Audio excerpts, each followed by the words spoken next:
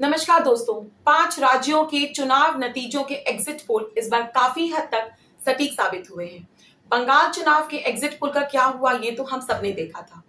इन चुनावी नतीजों ने एक बात स्पष्ट कर दी है, जनता ऐसे पॉलिटिशियंस और ऐसी पार्टी को पसंद करती है जो पॉलिटिक्स को फुल टाइम करते हैं और ना कि सिर्फ चुनाव के कुछ महीने पहले। कोरोना के समय अखिलेश यादव अपने परिवार के साथ लंदन में थे और ट्वीट्स करके ही अपने विपक्ष के नेता होने की जिम्मेदारी निभा रहे थे। वहीं दूसरी तरफ कांग्रेस के इनविजिबल अध्यक्ष राहुल गांधी कब देश में रहते हैं और कब बाहर, ये उनके पार्टी के लोगों को ही मालूम नहीं होता है। इसके ठीक विपरीत भाजपा का शीर्ष नेतृत्व हमेशा प्रचार मोड में रहता है और पब्लिक के बीच में बीजेपी लीडर्स की विजिबिलिटी बाकी पार्टी के नेताओं से कहीं ज्यादा रहती है और इलेक्शंस के समय अनडिसाइडेड वोटर्स को इन्फ्लुएंस करने में एक बड़ा फैक्टर रहता है। अरविंद केजरीवाल भी इस बात को अच्छी तरह से समझते हैं कि out of site is out of mind, और इसीलिए आप चाहे चेन्नई में हो या चेरापूंजी में, कोलकाता में हो या कोल्हापुर में, टीवी एड्स के जरिए आपको ये मालूम चल ही जाता है कि दिल्ली के मुख्यमंत्री कल क्या नया उद्घाटन करने वाले हैं और दिल्ली में कितनी तेजी से विकास हो रहा है। कैसे दिल्ली वालों को 400 यूनिट तक सब्सिडाइज्ड बिजली और 700 लीटर तक फ्री पानी मिलता है। कैसे दिल्ली के गवर्नमेंट स्कूल्स इंफ्रास्ट्रक्चर और टीचिंग स्टैंडर्ड्स में वहां की प्राइवेट स्कूल्स को कड़ी टक्कर दे रही हैं और कैसे वहां के मोहल्ला क्लिनिक्स ने हेल्थ इंफ्रास्ट्रक्चर में क्रांति ला दी है। मैं और आप में से कई लोग जो दिल्ली से बाहर रहते हैं उन्हें भी ये सब जानकारी है, और ऐसा इसलिए क्योंकि अरविंद केजरीवाल भी एक फुल टाइम पॉलिटिशियन है और वो सिर्फ इलेक्शन के समय एक्टिव नहीं होते हैं बल्कि 24/7 पॉलिटिक्स करते हैं। तो आइए अरविंद केजरीवाल की अब तक की जर्नी पर एक नजर डालते हैं, मगर उसके पहले जल्दी से चैनल को सब्सक्राइब करिए, इट्स इंपॉर्टेंट। अरविंद केजरीवाल शुरू से ही पढ़ाई में तेज थे। आईआईटी खड़गपुर से मैकेनिकल इंजीनियरिंग करने के बाद उनको टिस्को में जॉब मिल गई। जॉब के साथ साथ वो सिविल सर्विसेज की तैयारी भी कर रहे थे और अपने पहले ही अटेम्प्ट में उनका आईआरएस में सिलेक्शन भी हो गया। यही ट्रेनिंग के दौरान उनकी मुलाकात fellow IRS officer Sunita Bansal से हुई, जो बाद में जाकर उनकी वाइफ बनी। उनको जॉब करते हुए अभी कुछ ही साल हुए थे, मगर इनकम टैक्स डिपार्टमेंट में फैले करप्शन से वो असहज हो रहे थे। जॉब छोड़ना भी आसान नहीं था, मगर जॉब करते रहना भी उन्हें मंजूर नहीं था। अजीब कश्मकश थी। इसी उलझन में 1999 में उन्होंने परिवर्तन नाम की एक एनजीओ कंपनी स्टार्ट की, जिसका मुख्य उद्देश्य था देश में फैले भ्रष्टाचार के खिलाफ आवाज उठाना। ये अरविंद केजरीवाल और उनके जैसे कुछ अन्य लोगों का प्रयास ही था कि 2005 में सेंट्रल गवर्नमेंट ने राइट टू इंफॉर्मेशन यानी कि आरटीआई एक्ट पास किया। सूचना के अधिकार कानून ने जहां आम आदमी को भ्रष्टाचार से लड़ने का एक बहुत बड़ा हथियार दिया, वहीं अरविंद केजरीवाल की कोशिशों को देश विदेश में पहचान मिली और इसी कड़ी में 2006 में उन्हें प्रतिष्ठित मैग्सेसे अवार्ड से सम्मानित किया गया। उसी साल CNN IBN की तरफ से भी उन्हें Indian of the year award भी मिला। अब शायद सोशल एक्टिविज्म और सरकारी नौकरी साथ साथ नहीं चल सकते थे, सो 2006 में उन्होंने आईआरएस की नौकरी छोड़ दी और अपना पूरा समय सोशल इश्यूज और सोशल कॉज को देने लग गए।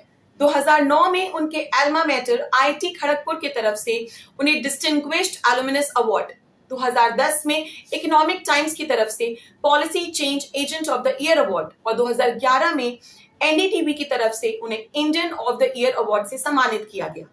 2011 दोस्तों, क्या आपको याद है, वही साल जब पूरा देश अन्ना हजारे जी द्वारा भ्रष्टाचार के खिलाफ चलाए जा रहे आंदोलन का साक्षी बना। बढ़ती महंगाई और भ्रष्टाचार से पूरा देश उद्वेलित था और अन्ना आंदोलन आम आदमी की उसी अभिव्यक्ति का उद्गार था। अन्ना जी तो आमरण अनशन पर थे और आंदोलन सुचारू रूप से चलती रहे, इसकी जिम्मेदारी जिस व्यक्ति ने ले रखी थी उसमें अरविंद केजरीवाल मुख्य थे।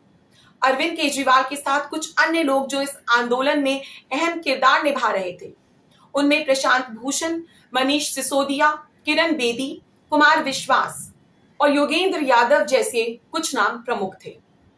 आंदोलन के दौरान कई बार अरविंद केजरीवाल से पूछा भी गया कि क्या इन सब के पीछे उनकी कोई राजनीतिक महत्वाकांक्षा है और कहीं वो अन्ना हजारे जी को पॉलिटिक्स में एंट्री के लिए सीढ़ी के तौर पर इस्तेमाल तो नहीं कर रहे हैं। मगर इसके जवाब में अरविंद केजरीवाल ने इन सब बातों से हमेशा इनकार किया। मगर कहते हैं ना, नेवर से नेवर। और आखिरकार 2 अक्टूबर 2012 को अरविंद केजरीवाल ने एक नई पार्टी की घोषणा की और 26 नवंबर को उन्होंने पार्टी को फॉर्मली लॉन्च किया और उसका नाम रखा आम आदमी पार्टी।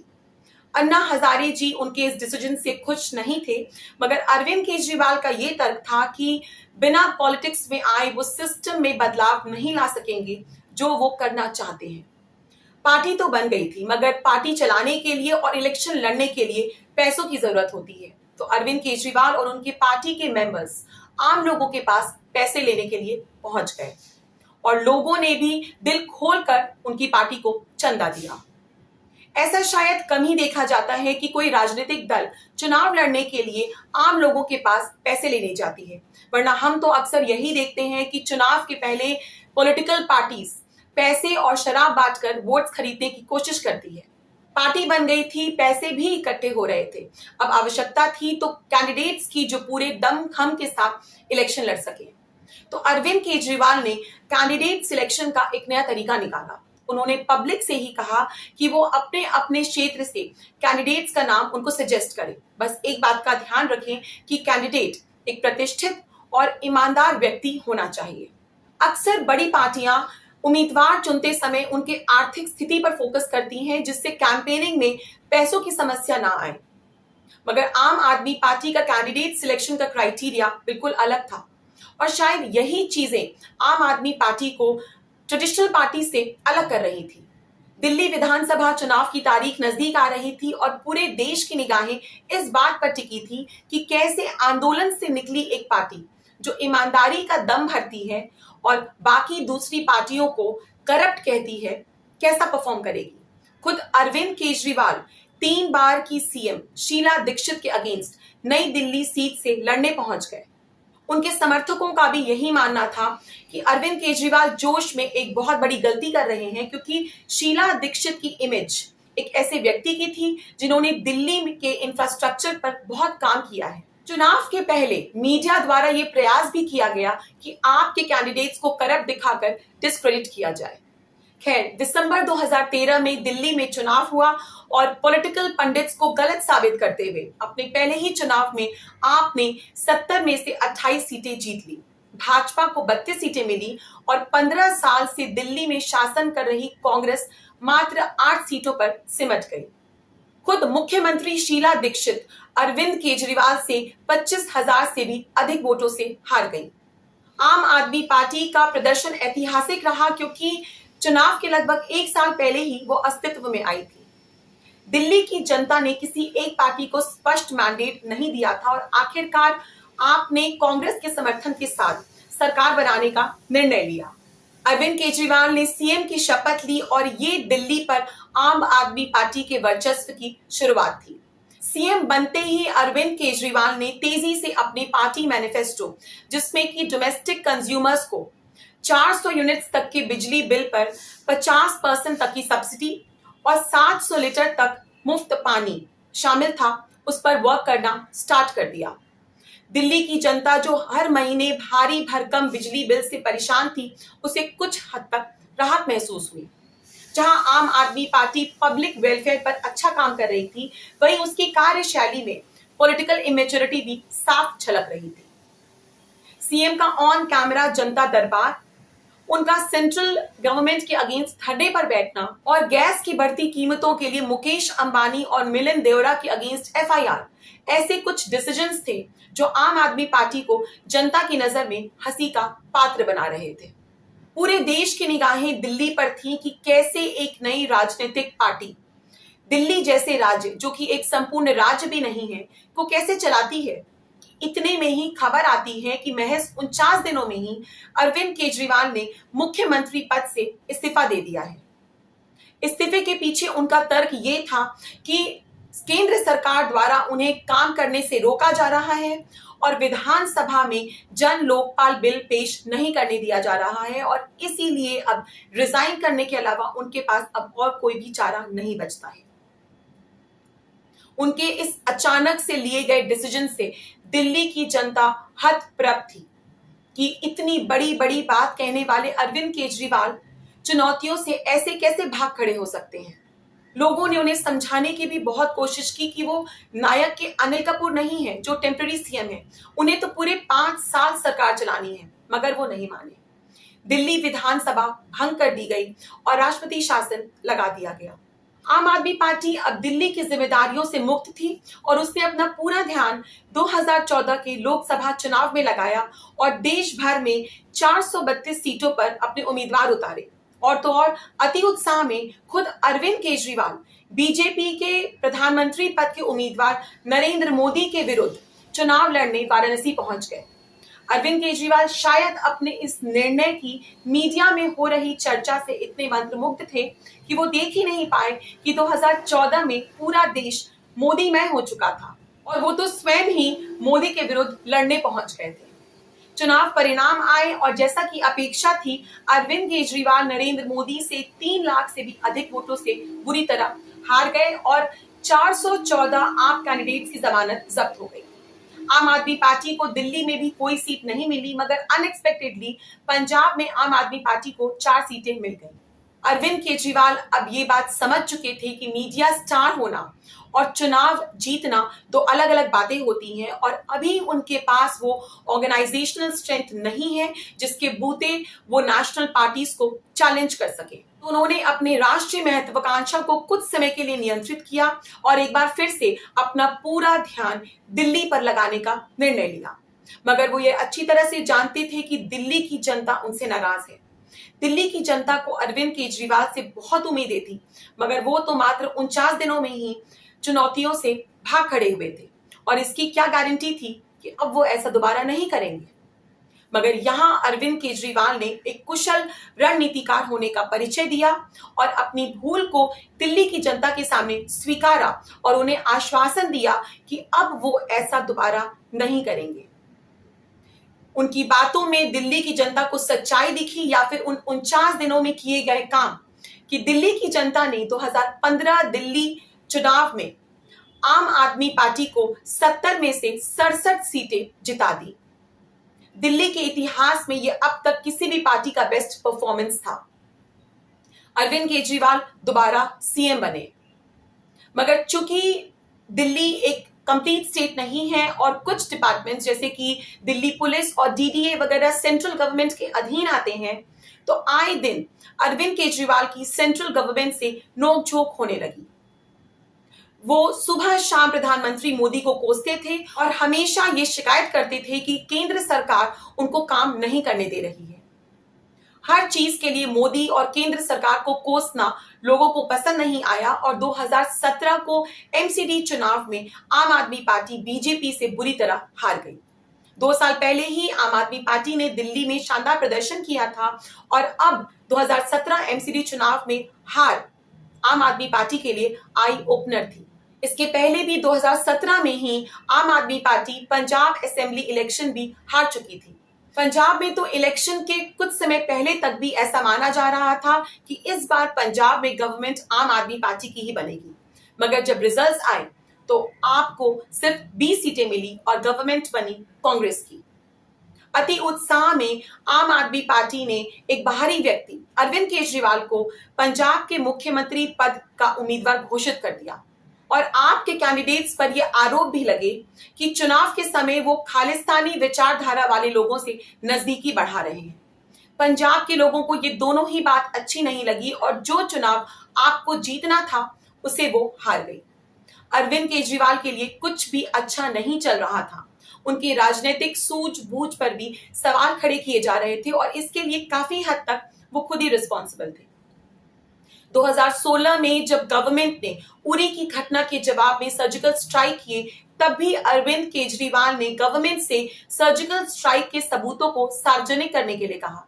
ऐसा करना न केवल आर्मी पर अविश्वास जताना था, बल्कि पाकिस्तानी नरेटिव को और मजबूत करना था, जो कह रही थी कि ऐसा कुछ हुआ ही नहीं है।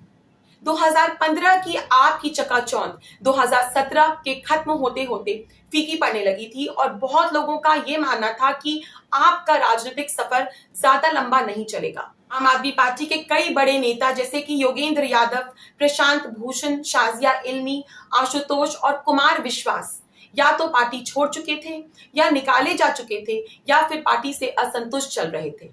ऐसा लग रहा था कि 2018 आते आते पार्टी डिसइंटीग्रेट हो जाएगी और इसकी चांसेस बहुत रियल थी। यही अरविंद केजरीवाल ने एक फास्ट लर्नर होने का परिचय दिया और कोर्स करेक्शन किया। उन्होंने दिल्ली की गवर्नेंस पर रीफोकस किया और वहां की गवर्नमेंट स्कूल्स और हेल्थ क्लिनिक्स के इंफ्रास्ट्रक्चर को इंप्रूव करने को अपनी प्रायोरिटी बनाया। अब वो सेंट्रल गवर्नमेंट के साथ भी वर्केबल रिलेशंस बनाने का प्रयास करने लगे और प्रधानमंत्री मोदी के लिए कुछ भी कहने से बचने लगे। मीडिया में उनकी छवि एक एडहॉक और अनार्किस्ट लीडर की थी, तो उन्होंने अपने इमेज मेकओवर पर फोकस करना शुरू कर दिया। टीवी और प्रिंट मीडिया एड्स पर दिल्ली सरकार अब हर महीने करोड़ों रुपए खर्च कर रही थी और अरविंद केजरीवाल बजरंग बली के बहुत बड़े भक्त भी बन चुके थे। उन्होंने बहुत ही चतुराई से अपनी आम आदमी की छवि को बरकरार रखा और इस बात को भी इंश्योर किया कि उनकी गवर्नमेंट पर करप्शन का कोई एलिगेशन ना लगे। 2019 में जब पुलवामा की घटना के जवाब में एयरफोर्स ने पाकिस्तान में एयर स्ट्राइक किया, तो इस बार अरविंद केजरीवाल ने सरकार के इस कदम की खुलकर तारीफ की। जाहिर है वो अपना सबक सीख चुके थे। 2019 में ही हुए लोकसभा चुनाव में आपने सिर्फ लगभग 40 सीटों से चुनाव लड़ा और इस बार केजरीवाल बनारस भी नहीं गए। आम आदमी पार्टी का प्रदर्शन आशा के अनुरूप तो नहीं रहा, मगर पिछले बार के मुकाबले दिल्ली में उनके वोट परसेंटेज में इजाफा जरूर हुआ। वहीं पिछली बार के मुकाबले बीजेपी ने बहुत मजबूती से सत्ता में वापसी की और नरेंद्र मोदी दोबारा प्रधानमंत्री बन गए। मोदी जी के दोबारा पीएम बनने से अरविंद केजरीवाल के लिए चैलेंजेस बढ़ गए थे और अब बीजेपी भी 2015 की हार का हिसाब बराबर करने के लिए तत्पर थी। बीजेपी पूरी तरह आश्वस्त थी कि इस बार दिल्ली में सरकार वो ही बनाएगी और इसका एक कारण ये भी था कि 2019 में ही हरियाणा और महाराष्ट्र में हुए चुनाव में भी आम आदमी पार्टी का परफॉर्मेंस कुछ खास नहीं रहा था। देखते ही देखते 2020 ने दस्तक दे दी और पूरे देश और मीडिया की निगाहें दिल्ली इलेक्शंस पर थी। बीजेपी ने अपनी पूरी ताकत लगा दी और जब इलेक्शन रिजल्ट्स आए तो दिल्ली की जनता ने एक बार फिर से आम आदमी पार्टी को प्रचंड बहुमत से जिता दिया। अरविंद केजरीवाल के 5 साल की परफॉर्मेंस पर दिल्ली की जनता की मुहर थी और आम आदमी पार्टी के हौसले एक बार फिर से बुलंद थे और 2019 में हुई हार की मायूसी अब शने शने घट रही थी। पार्टी को विस्तार देने का यह अनुकूल समय था क्योंकि कांग्रेस का डाउनफॉल जारी था और जिन स्टेट्स में कांग्रेस पार्टी मेन अपोजिशन थी वहां आम आदमी पार्टी को अपॉर्चुनिटीज नजर आ रही थी। इसी क्रम में फरवरी 2021 में सूरत में म्युनिसिपल कॉर्पोरेशन इलेक्शन में आम आदमी पार्टी ने 27 सीटें जीतकर गुजरात में शानदार एंट्री की। गुजरात जो अब तक बाइपोलर पॉलिटिक्स वाला स्टेट था, वहां आपने फ्यूचर के लिए मुकाबला त्रिकोणीय कर दिया था। 2021 के अंत में चंडीगढ़ म्युनिसिपल कॉर्पोरेशन इलेक्शन में आम आदमी पार्टी 35 सीटों में से 14 सीटें जीतकर सबसे बड़ी पार्टी के रूप में उभरी। 2022 आ चुका था और उत्तर प्रदेश के बाद जिस राज्य पर सबकी नजर थी वो राज्य था पंजाब। कांग्रेस अपनी अंदरूनी उथल पुथल से जूझ रही थी। शिरोमणि अकाली दल अपनी क्रेडिबिलिटी खो चुकी थी और बीजेपी पर किसान विरोधी होने का टैग लग चुका था।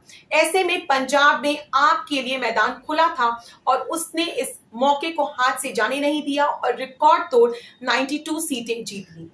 पंजाब जीतने के साथ ही आम आदमी पार्टी इस समय अकेली ऐसी रीजनल पार्टी है जो 2 स्टेट्स पर रूल कर रही है।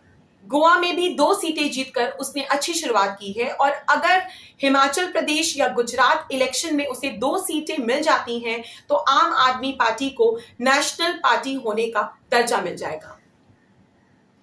2022 यूपी इलेक्शन रिजल्ट्स ने एक बात स्पष्ट कर दिया है कि 2024 में बीजेपी को हराना आसान नहीं होगा। ऐसे में तमाम विपक्षी पार्टियां एकजुट होकर बीजेपी की अगेंस्ट इलेक्शन लड़ने की स्ट्रैटेजी बना रही हैं।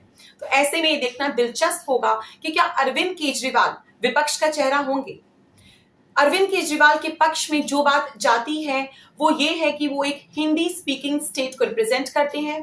उन पर करप्शन या डायनास्टिक पॉलिटिक्स का अब तक कोई एलिगेशन नहीं लगा है और उनकी इमेज एक साधारण व्यक्ति की है जिसने अपनी मेहनत और संघर्ष के बूते सत्ता के गलियारे का सफर तय किया है। जब नरेंद्र मोदी प्रधानमंत्री पद के उम्मीदवार थे तो वो हमेशा गुजरात मॉडल की चर्चा करते थे और पंजाब में आपकी सफलता कहीं ना कहीं दिल्ली मॉडल की स्वीकार्यता ही है। तो ऐसे में अगर पंजाब में इन 2 सालों में आम आदमी पार्टी बेहतरीन काम करती है तो इसमें कोई दो राय नहीं है कि 2024 का मुकाबला मोदी और केजरीवाल के बीच होगा। नमस्कार दोस्तों, आज का वीडियो यहीं तक। आशा करती हूँ वीडियो पसंद आया होगा। वीडियो अच्छा लगा हो तो इसे लाइक्स दीजिए और कमेंट सेक्शन में लिखकर बताइए कि आज का वीडियो आपको कैसा लगा। अगर आप मेरे चैनल पर नए हैं या अभी तक आपने चैनल सब्सक्राइब नहीं किया है तो अभी करिए, शुभ काम में देरी क्यों। और बेल आइकन जरूर प्रेस करिए फ्रेंड्स। बेल आइकन में आप ऑल का ऑप्शन क्लिक कर दीजिएगा। आप मुझे ट्विटर, फेसबुक और इंस्टाग्राम पर जरूर फॉलो करिए फ्रेंड्स। मुलाकात होगी बहुत जल्दी नेक्स्ट वीडियो में। जय हिंद दोस्तों।